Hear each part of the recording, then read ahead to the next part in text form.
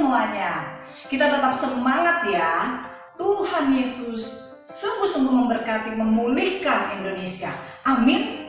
Adik-adik, sekarang kita mau bersiap masuk di dalam ibadah anak sekolah minggu Epicenter of Mercy. Kalian semua siap ya? Ayo. Masih ada yang malas-malasan? Masih ada yang ngantuk? Tidak boleh ya. Karena saat ini gereja Tuhan bukan bangunan, tapi pribadi kita masing-masing. Kita semua gereja Tuhan. Amin. Yuk kita mau mulai, kita mau siap-siap masuk di dalam ibadah anak pagi ini. Mari semuanya yang siap katakan yes. Kita mau berdoa ya. Kakak pimpin, mari kita bersatu di dalam doa. Ya Bapak, terima kasih kami semua boleh dibangunkan dari tidur istirahat kami semalam. Terima kasih untuk kesehatan kami semua. Ya Tuhan, Engkau Allah yang kami sembah, Engkau Tuhan kami hadir di dalam ibadah online kami pada pagi ini. Mari Tuhan, Engkau hadir bersama kami dan kami percaya Tuhan, kuasa-Mu dinyatakan, yang lemah dikuatkan, yang sakit disembuhkan, yang berbeban berat diberikan kelegaan. Terima kasih ya Tuhan. Dalam nama Tuhan Yesus kami yang percaya katakan amin. Amin adik-adik. Selamat beribadah. Tuhan Yesus memberkati. Shalom adik-adik, ketemu lagi sama kakak, Kak Melvi. Apa kabar ya kalian? Luar biasa, sudah siap semua? Jangan makan ya, minum, main. Ikuti ibadah ini sama seperti ibadah di gereja. Ajak papa, mama, kakak, adik, siapapun yang berada di sana untuk ibadah bersama-sama. 12 nama murid Yesus. Adik-adik ada yang masih ingat? Yuk kita sebutin satu-satu ya. Ada Simon yang disebut Petrus, lalu ada Andreas, Yakobus, Yohanes, terus ada siapa lagi? Ya, Filipus, lalu ada Thomas, Matius, Bartolomeus, Yakobus, anak Alfeus, Tadeus, Simon, yang terakhir ada siapa? Yudas Iskariot. Nah, mau tahu lebih dalam lagi, yuk ikuti ibadah ini dari awal sampai akhir ya adik-adik. Nah, sekarang siapkan nanti pikirannya, kakak mau berdoa untuk kita. Tuhan Yesus, kami bersyukur untuk hari ini ya Tuhan, kalau kami masih bisa beribadah secara online dan sekarang kami ingin beribadah ya Tuhan, kiranya Tuhan menyertai dari awal, pertengahan hingga selesai. Juga Tuhan berkati kami ya, agar kiranya puji-pujian kami bisa menyenangkan hati Tuhan. Terima kasih Tuhan Yesus, kami sudah berdoa. Haleluya, amin. Shalom adik-adik, ketemu lagi sama kakak di bulan yang baru ini, yaitu di bulan Agustus. Nggak terasa ya, kita sudah mau mengakhiri tahun 2021, kita sudah mendekati akhir tahun, tapi kakak percaya adik-adik tetap sukacita, oke? Nah hari ini kakak mau menyampaikan cerita yang baru, tema yang baru di bulan yang baru, yaitu tentang kasih mula-mula. Apa itu kasih mula-mula? Kasih mula-mula itu kasih yang pertama gitu ya, kasih yang pertama, kasih yang besar, kasih yang masih panas-panasnya gitu. Kayak apa sih kayak gitu? Nanti kakak cerita ya. Nah, kalau tema bulan ini tentang kasih mula-mula, apa yang akan kita pelajari bersama-sama? Oke adik-adik, kakak akan mulai ceritanya, duduk yang manis, Alkitabnya dipegang juga, nanti ada beberapa hal yang akan adik-adik pelajari dan juga papa mama akan bantu anak-anak di rumah untuk sama-sama kita belajar firman Tuhan hari ini. Nah, kisah pertama di bulan ini, di minggu pertama ini kita akan belajar dari Yesus ya dan murid-muridnya. Di mana Tuhan Yesus memilih 12 muridnya. Nanti adik-adik akan belajar juga ya siapa aja sih murid-murid Tuhan Yesus ini, ke-12 murid Tuhan Yesus ini. Nah, Tuhan Yesus pada waktu Tuhan Yesus tinggal di dunia, Tuhan Yesus tinggal di satu desa yang sangat kecil, bukan di kota yang besar. Nama desanya, nama kampungnya adalah Kampung Galilea. Di sekitar kampung itu ada danau juga yang disebut Danau Galilea. Suatu kali Tuhan Yesus berjalan-jalan. Tuhan Yesus mau memulai pelayanannya.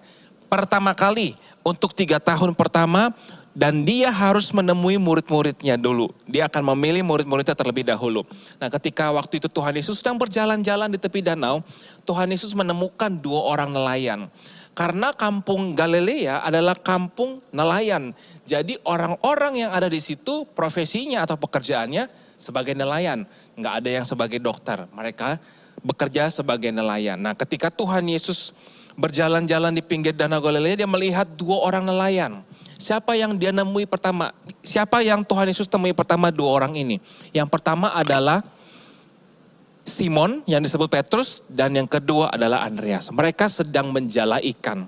Pada waktu itu mereka sedang menebar jalannya untuk mencari ikan.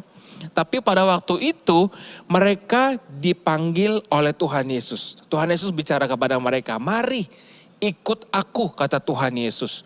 Tanpa pikir panjang, tanpa berlama-lama, Simon dan Andreas meninggalkan perahunya dan mulai mengikut Yesus. Tuhan Yesus bicara sama mereka seperti ini. "Mulai hari ini kamu tidak akan lagi menjadi penjala ikan, tapi aku akan menjadikan kamu penjala manusia." Nah, gimana itu adik-adik ceritanya?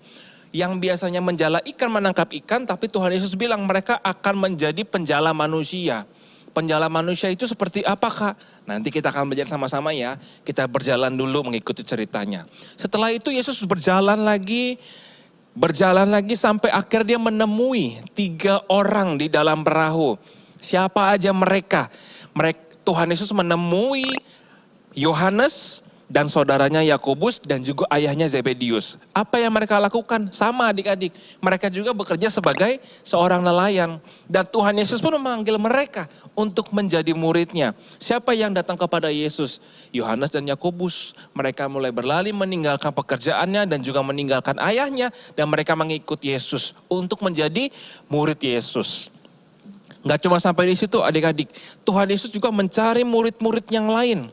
Sampai akhirnya terkumpul 12 murid Yesus. Ya, yang sudah tadi diceritakan di awal, adik-adik sudah belajar nama-nama murid Yesus. Dan ke-12 murid ini memulai pelayanan bersama-sama dengan Tuhan Yesus. Apa aja yang mereka alami, apa aja yang mereka pelajari selama mereka bersama-sama dengan Tuhan Yesus. Mereka belajar banyak dari Tuhan Yesus. Mereka belajar tentang iman. Mereka belajar tentang ketaatan. Mereka belajar tentang bagaimana melayani orang-orang. Mereka belajar banyak tentang Tuhan Yesus dan apa yang Tuhan Yesus lakukan. Yang utama dalam hidup mereka, siapa yang harus menjadi yang terutama di dalam hidup mereka sebelum mereka nanti melayani Tuhan. Melayani setelah Tuhan Yesus naik ke sorga. Nah adik-adik, ke-12 murid Yesus ini dipersiapkan Tuhan. Di awal mereka bersama-sama dengan Tuhan Yesus. Mereka punya kasih yang besar, cinta yang besar kepada Tuhan. Kepada sang guru itu, kepada Tuhan Yesus. Mereka sangat mengasihi Tuhan, mereka diajar Tuhan. Mereka dididik Tuhan, mereka dibimbing oleh Tuhan Yesus sampai mereka siap melayani Tuhan. Walaupun ada satu yang gagal. Adik-adik tahu siapa yang gagal? Yudas. Yudas gagal dan Yudas mengkhianati Tuhan Yesus. Nah setelah itu ketika ke-12 murid ini dipilih oleh Tuhan Yesus, mereka akhirnya memulai pelayanannya masing-masing. Ketika Tuhan Yesus naik ke sorga, ketika Tuhan Yesus meninggalkan dunia, murid-murid Yesus mulai pelayanannya masing-masing. Mereka tidak ada yang tinggal di tempat mereka yang lama. Mereka pergi ke seluruh penjuru dunia, memberitakan kabar tentang Tuhan Yesus, memberitakan kabar tentang Mesias, juru selamat dunia kepada banyak orang. Dan karena ke-12 murid Yesus ini pergi memberitakan Injil, pergi memberitakan kebenaran, sampai hari ini kakak dan adik-adik juga bisa mendengar cerita tentang Tuhan Yesus. Kita juga diselamatkan oleh karena iman percaya kita kepada Tuhan Yesus. Nah, kalau ke-12 murid ini dipilih Tuhan, mereka punya kasih mula-mula, mereka mengasihi Tuhan, mereka bersungguh-sungguh, mereka melayani Tuhan sampai akhir hidup mereka. Lalu apa yang harus kita lakukan adik-adik? Nah, pelajarannya begini adik-adik. Kalau tadi kita belajar tentang kasih mula-mula, apa yang harus kita pelajari sekarang? Untuk kakak dan untuk adik-adik seperti ke-12 murid Tuhan Yesus ini. Yang paling pertama, adik-adik harus punya kasih mula-mula. Apa itu kok kasih mula-mula? Kasih yang pertama. Kalau kamu pernah mengalami peristiwa atau pernah mengalami pengalaman di mana kamu bicara bahwa aku sangat mengasihi Tuhan. Jangan sampai kasih itu hilang adik-adik. Kalau bisa kasih itu harus tetap ada di dalam hatimu. Kalau kamu bilang sekarang aku mengasihi Tuhan Yesus dan kasihmu itu kepada Tuhan, jangan sampai hilang. Kasihmu itu harus tetap. Karena dengan kamu mengasihi Tuhan, kasihmu kepada Tuhan itu yang akan membuat kamu mampu untuk melayani Tuhan seperti murid-muridnya Tuhan Yesus. Apapun yang terjadi, apapun yang mereka alami, mereka gak gentar. Mereka tahu aku mengasihi Tuhan. Mereka dibunuh, mereka disiksa karena pelayanan mereka, tapi mereka tetap bertahan, tetap kuat untuk mengasihi Tuhan dan melayani Tuhan. Nah, kakak dan adik-adik juga adalah murid-murid Tuhan Yesus sekarang. Kakak dipilih Tuhan, adik-adik dipilih Tuhan sebagai siapa? Bukan sebagai murid lagi, tapi sebagai anak-anak Tuhan. Kita dipilih Tuhan, kamu dipilih Tuhan, kita semua dipilih Tuhan dan kita mengasihi Tuhan. Lalu apa yang harus kita lakukan? Sama seperti murid-murid Tuhan Yesus adik-adik.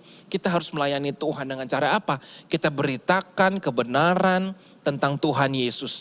Tadi kalau Tuhan Yesus bicara kepada muridnya bahwa mereka harus menjadi penjala manusia lah, bukan penjala ikan lagi. Dan kita juga dipanggil Tuhan untuk melayani banyak orang. Artinya kita membawa banyak orang. Menarik banyak orang untuk datang kepada Tuhan Yesus.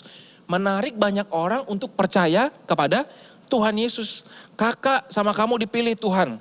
Kita semua sudah dipilih Tuhan untuk melayani Tuhan. Tapi yang terutama yang harus kita miliki apa adik-adik?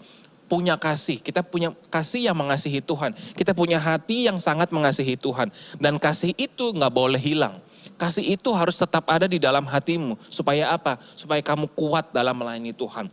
Walaupun kamu menghadapi rintangan. Oh, kamu ngapain bicara masih kecil?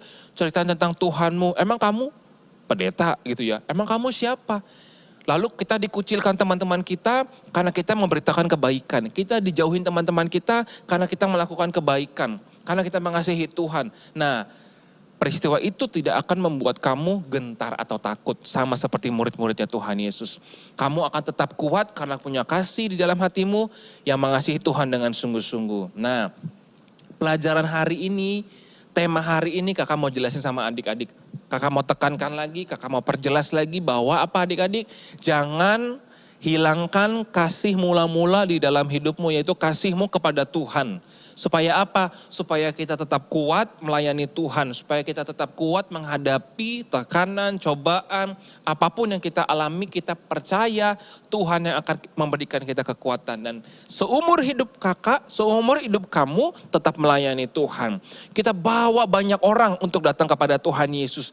Kita beritakan kebaikan Tuhan Yesus kepada banyak orang. Supaya banyak orang juga yang diselamatkan. Supaya banyak orang yang mengenal Tuhan Yesus dan diselamatkan juga. Amin adik-adik.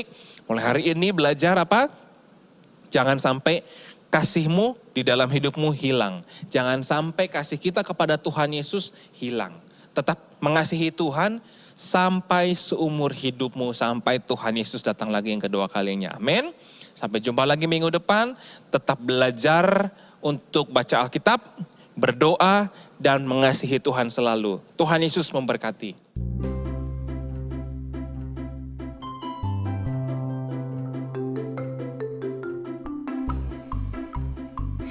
Kisah para Rasul 1 ayat 8. Tetapi kamu akan menerima kuasa kalau Roh Kudus turun atas kamu, dan kamu akan menjadi saksiku di Yerusalem dan di seluruh Yudea dan Samaria dan sampai ke ujung bumi.